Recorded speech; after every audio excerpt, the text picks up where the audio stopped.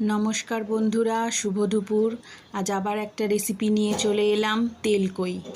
चलो आज के तेलकई किभाबे बानालाम देखाচ্ছি। प्रथमे कई माछटाके भालो करे नुन हलुद दिए माखिए तारपरे একটা पेस्ट বানিয়েছি, দুটো পেঁয়াজ, একটা ছোট্ট টমেটো, 4-5 কোয়া রসুন, আদা দিয়ে একটা মশলা বানিয়ে নিয়েছি।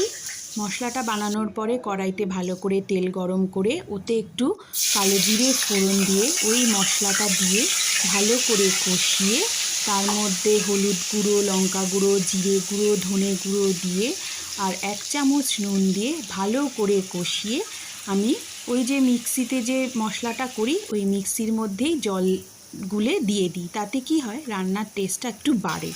তারপরে আরেকটু সামান্য নুন দিয়েছি, নুনটা একটু কম লাগছিল বলে সেটার ভিডিও করা হয়নি। আর একটু জল দিয়ে ভালো করে কষিয়ে মাছগুলোকে দিয়ে দিয়েছি। তারপর ফুটে গেছে, ফুটে গিয়ে তারপর আমি নামিয়ে দিয়েছি। ব্যাস আমার রেডি হয়ে গেল গরম গরম তেলকই।